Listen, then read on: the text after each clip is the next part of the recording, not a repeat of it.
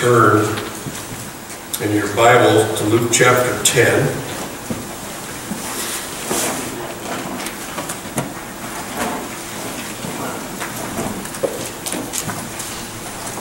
I'm going to bounce around a little bit this morning, but we're going to start in Luke chapter 10.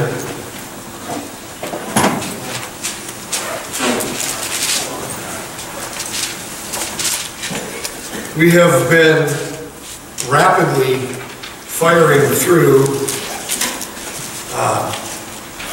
this series on what does a fruitful congregation look like? What does a fruitful church look like?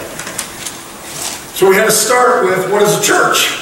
That was the natural. If we're going to figure out what a church looks like and what a church does, we have to define what it is.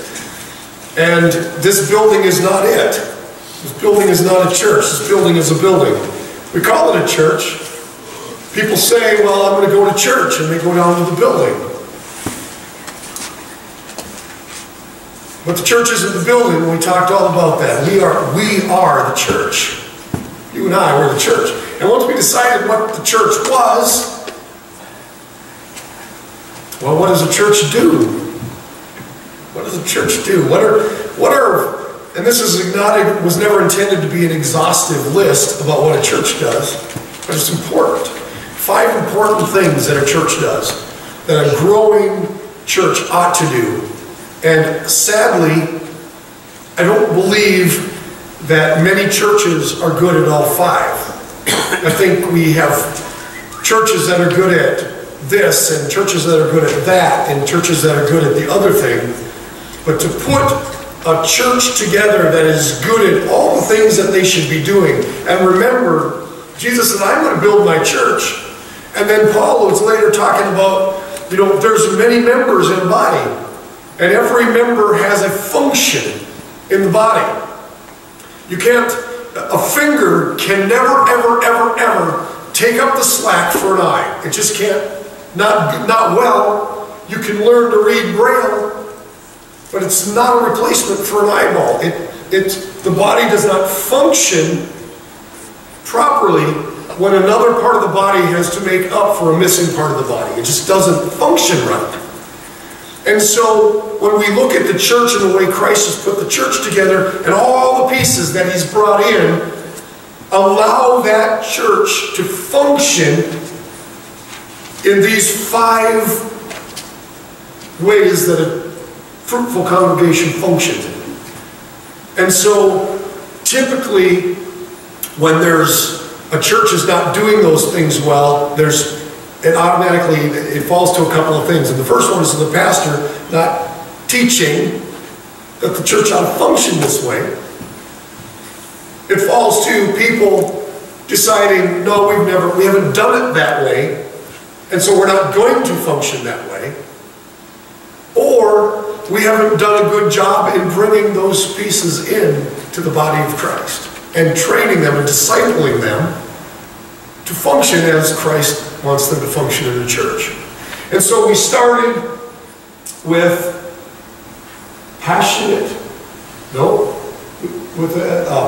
radical hospitality. That's where we started, radical hospitality. And we talked about what it looks like to be hospitable. And then we went to passionate worship and what that looks like. And we talked about this idea that in order for a church body, a community of believers, to do worship well, and the next one, intentional discipleship, in order to do worship well and discipleship well as a group, we had to figure out what that looked like as individuals. Before I can worship with you, I got to know what it looks like to worship. Because it's just like the church. If we don't know what the church is, we can't be the church. If we don't know what worship is, we can't worship. If we don't know what discipleship is, we can't discipleship. And we cannot expect a church body to worship well or disciple well if it's not filled with individuals who worship well and disciple well. Make sense? Well, then we're on to week number 4. I told you last week when we were talking about intentional discipleship that it was going to just mesh right in with what we're talking about today. And I want to talk about, today I'll just define it for you, risk-taking mission and service. Risk-taking mission and service. And what that literally means is, let me phrase it to you this way. Can you think of anything in your life, anything in your life at all of value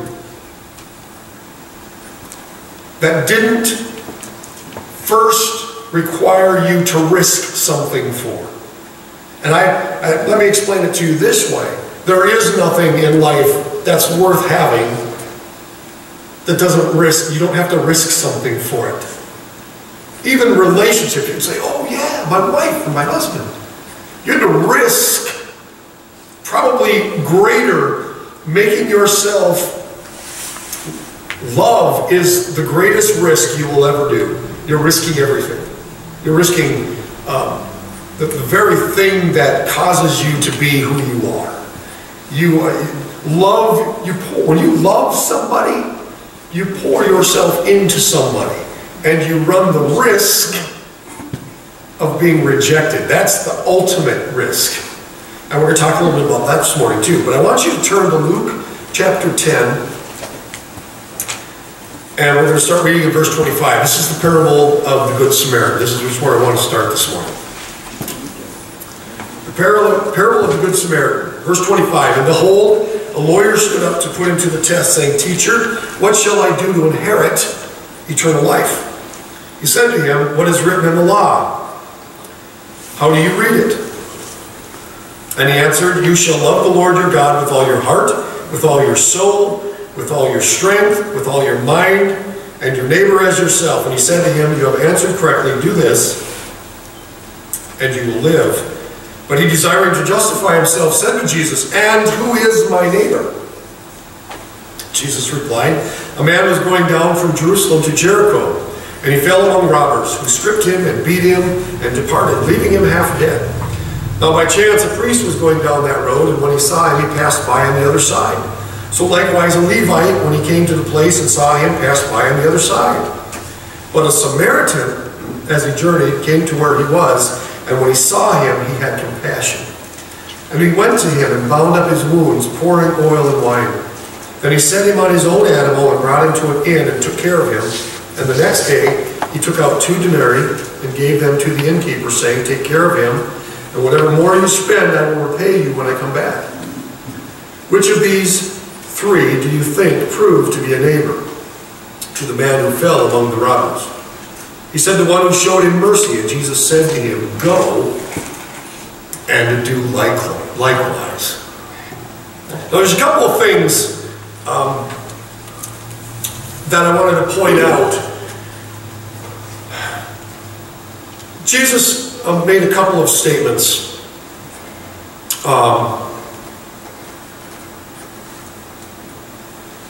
And I didn't write the one down. And why I didn't write the one down, I don't know. But it's in John 15, I think, where Jesus says,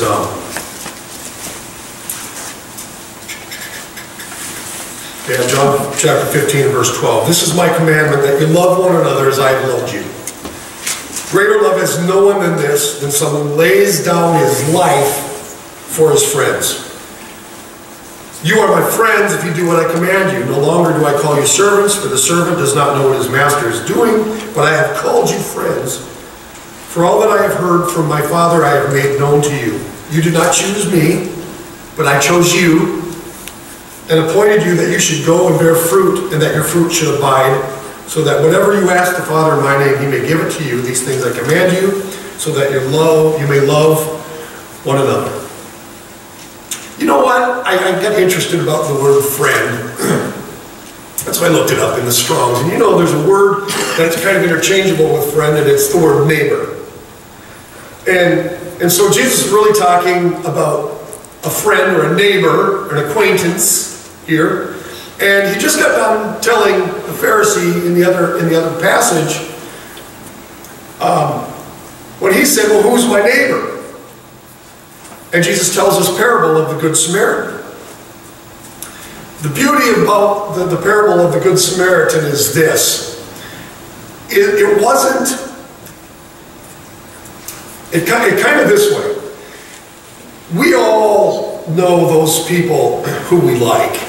And we don't have a problem serving or being nice to or going after someone that we like. Jesus had talked to him in another place, and he said something along the lines of, I want you to treat your enemies well. I want you to do unto your enemies as you would have them do unto you, more or less. He says, I want you to be kind to your enemies. I want you to bless your enemies. I want you to pray for your enemies. He says, because if you just do that for people that you love, even the pagans do that. I mean, you're no different than anybody else. Everybody loves their family. Everybody loves their friends. Everybody wants to do good to those people. But it's the people that abuse you, despitefully use you, that hate you. I want you to love them. And that's where we get to the risk-taking. I mean, every church takes care of themselves. You go into a church, and they're always very comfortable with who they are. They're always comfortable with the people that call it home. And they get together in fellowship. We talked about this on our hospitality. Week 1, we talked about there. Week 2, we talked about if we're really hospitable or not by how we react when strangers come into our body.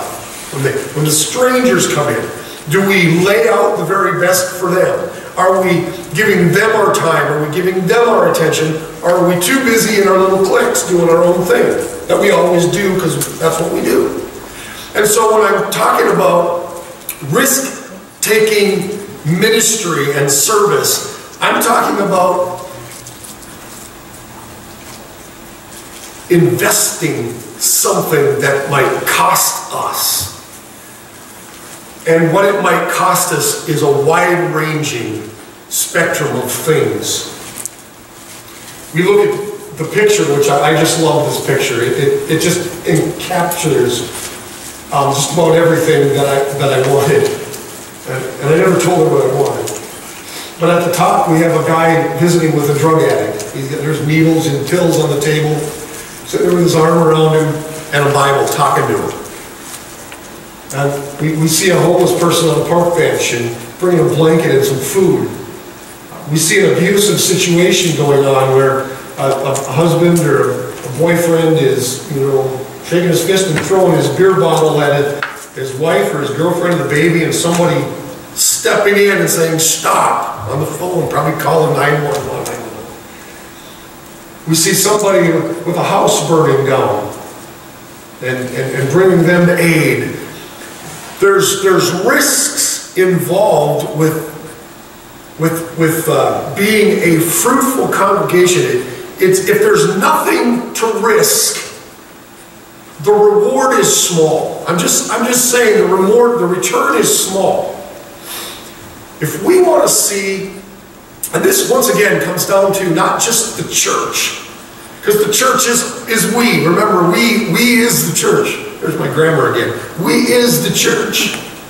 The church is you and I. So when we say, well, the church ought to be involved in taking risk, well, you can't say that without saying I ought to be involved with taking risk, because I am the church. So what does that mean? Are we just investing in people that are the easy ones? The clean cut, the ones that got, they've got their life together. They've got, their nice house. They got their 3.2 kids and their 1.5 cats and dogs. They got the picket fence, and everybody wants that family in their church. Everybody wants that family in their church. Are we investing in those? Or are we investing in those? Because there's some risk with that. We've talked about in this church getting involved with trafficking, with the trafficking of women and children for the purposes of sexual exploitation. We've talked about that. That's risky. But if we're sitting in the pews thinking, yeah, Pastor, that's a great idea, I think the church should get involved with that without plugging your own face into that equation, then you don't really mean the church, you mean the building. And the building can't do anything. The building can't do anything because we are the hands and feet of Jesus moving in our church. And so when Jesus says, greater love has no man than he lay down his life for his friends, he's not talking about laying your life down, risking your life for your wife or your children or your best friend. He really means your neighbor. And I wanted to point out, Jesus has never asked us to do something that he wasn't first willing to do for himself. He modeled everything that he has asked us to do. He modeled absolutely everything. There's not one thing in the New Testament that you're going to find that Jesus has asked us to do that he didn't do. And he gave us an example here, because I know a lot of people that would say, yeah, well, I would do that for friends, but you know what he means by friends? He means our loved ones. Jesus. In Romans chapter 5, verse 8, Paul says this, and we'll drop back to verse 6. For while we were still weak, at the right time Christ died for the ungodly. For one will scarcely die for a righteous person, though perhaps for a good person one might dare even to die. But God shows his love for us in that while we were still sinners, before we were a friend of God, while we were still sinners, before we loved God, while we were still sinners, while we were still spitting in his eye and flying the bird in his face, Christ died for us. Christ laid down his life for us. And if you ask and you say, yeah, but Ron, that's Jesus we're talking about here. You know, Jesus didn't really risk anything, did he? I mean, did Jesus risk something? He absolutely did risk something. We already talked about it. He risked the most important thing, and that was absolute and utter rejection. He risked giving everything to the point of laying his life down for me, with the risk of me saying, I'm not interested. I don't care what you've done for me. I'm not interested in that. I don't want that. That's what Jesus risked for me. He laid his life down, and he risked me snubbing him, turning around and walking away, because he loves me that much. You gotta understand, to love someone enough to lay your life down. Now that's love. And we're called to risk that. We are called to risk that. We look at our world and all the stuff going on in our world that scares us. And I ask, because this is a big deal for me. This is something I struggle with a little bit. And our country is being destabilized and made less safe, more risky, through illegal immigration. And so on one hand, I ask myself, and this is just, I ask myself about illegal immigration, where should I stand as a church? Where should we stand as a church? Because the reality is they're loading up buses, in some instances, with refugees and dumping them in a community. Now, should the church be rising up and saying, no, you can't do that? No. See, there's a balance between fighting for legal immigration, for fighting for securing the borders and allowing people to come in legally, and seeing the ones that are here illegally as an opportunity to serve Christ, to express our hospitality, to express our worship, to express our discipleship, to express our risk-taking mission and service. God is literally, maybe through this means of illegal immigration, literally dumping in our laps people made in the image of God, some dangerous, that need Jesus. Risk-taking. Risk-taking. Would we risk laying our life down for those people? Just because you lay your life down doesn't mean you're going to lose it. I understand that. But what's more important to you? Is your life more important to you, or is their life important to you? This gets messy. You start talking about drug addictions, you start talking about sex trafficking, you start talking about homeless, you talk about stepping in abusive situations. think of, can't remember his name, but a young man here just a couple days ago, the shooting out in Oregon, who got shot 5 times trying to keep the gunman out of the classroom. That's what I'm talking about. I'm talking about stepping up at a moment in time and doing the right thing. Even if it's risky, especially if it's risky. I don't think when there's not risk, I mean, if you saw somebody at the grocery store and they walked off and left a bag of groceries, it doesn't take a genius to figure out what the right thing is.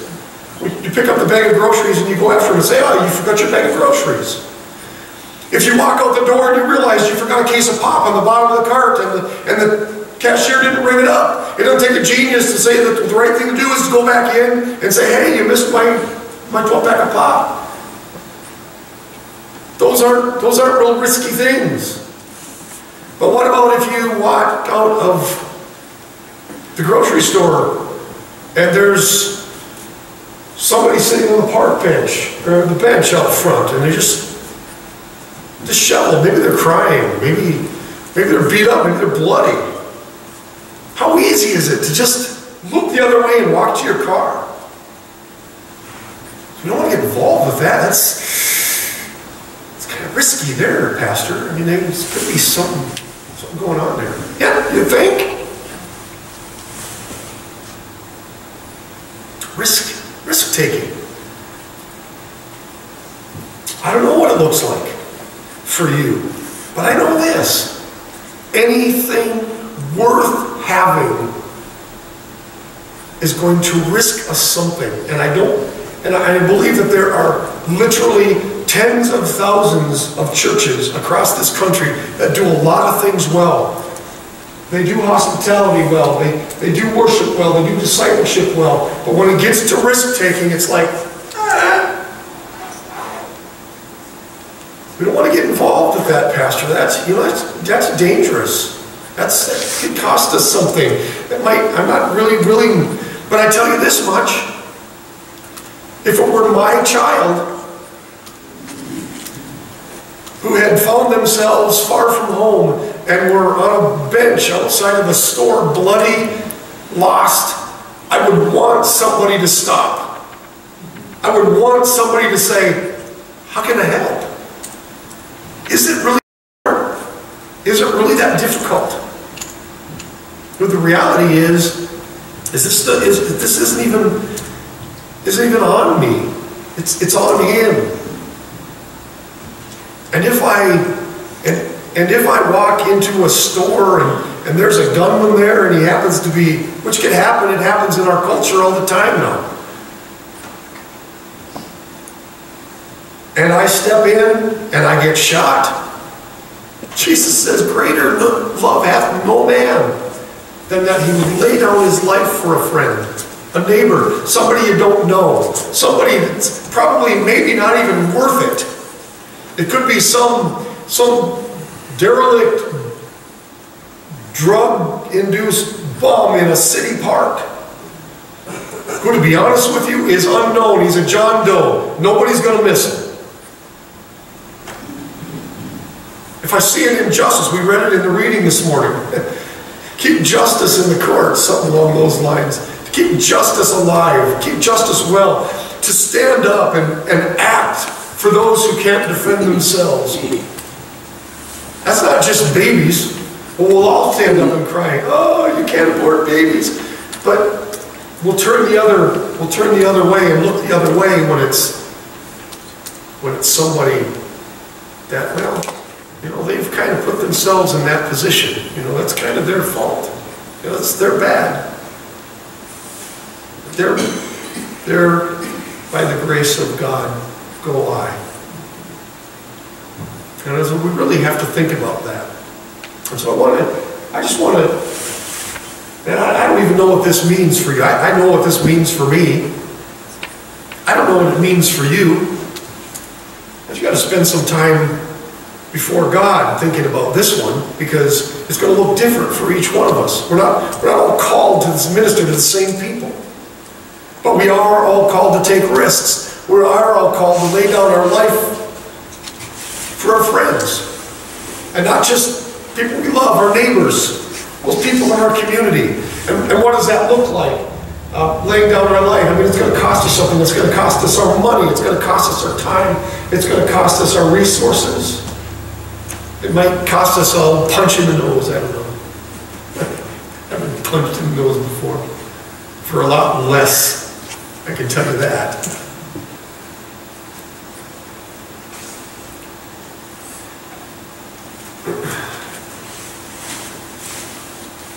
Jesus risked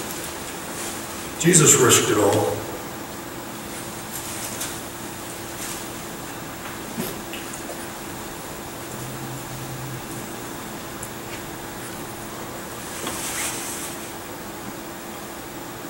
And behold, the lawyer stood up to him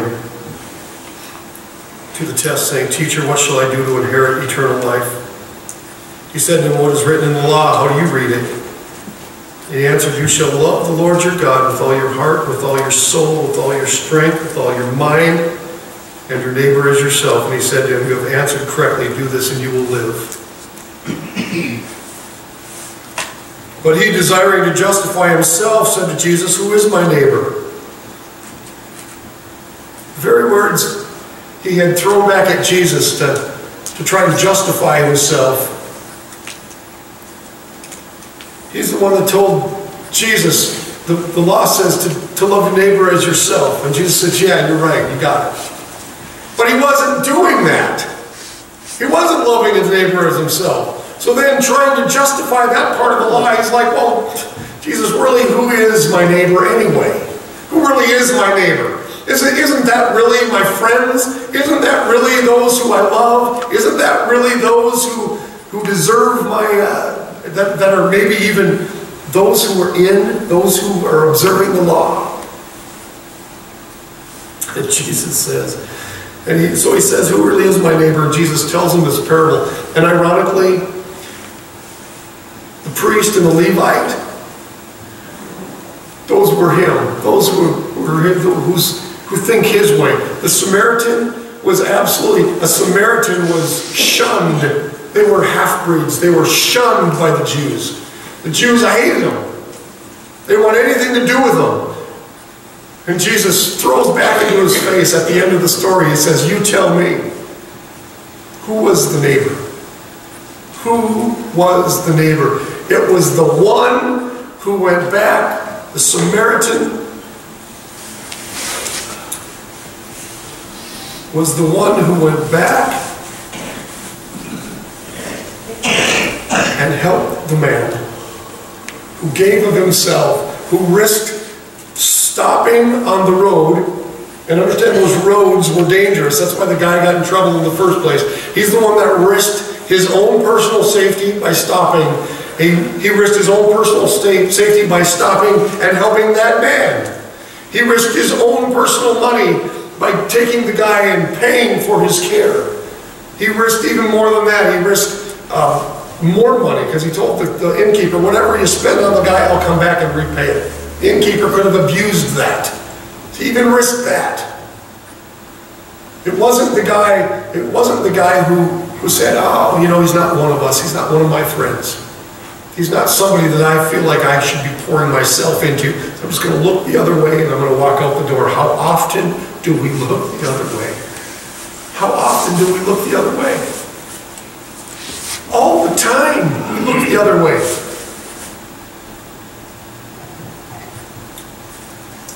A fruitful congregation, a fruitful body of Christ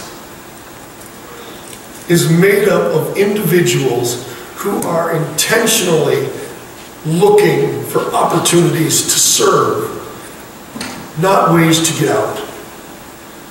Now, well, that's a good one. I'll leave that one up to the preacher.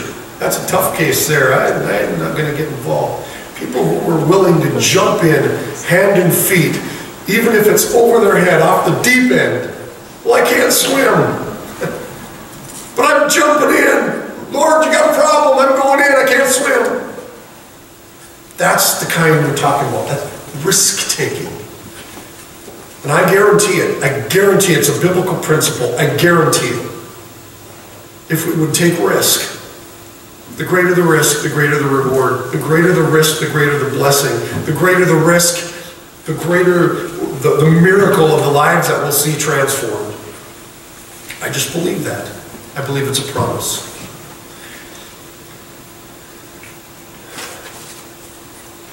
I'm going to, we'll pray here in a couple of minutes, but I'm going to come down here because of the time. I'm going to stand here and present the elements. In this church, we come down the middle, we'll back out the edge, sit back down, we'll take together. There's not a lot of us this morning, so we shouldn't take a great deal of time. But I want you to be thinking, while you're coming up to get your elements this morning, I would like you to be thinking about this. What does this look like? What does this look like in our life? And spend some time, just a couple minutes, just praying. God, show me what it looks like to take a risk. What it looks like for me. Where should I risk? Because I'm not asking you to wager your risk on something that God hasn't asked you to wager your risk. And so we need God to speak to us. Because I'm going to risk on different things than you're going to risk on. But it's going to be people. It's going to be people. So let's just be asking ourselves that and praying just this morning. What does that look like?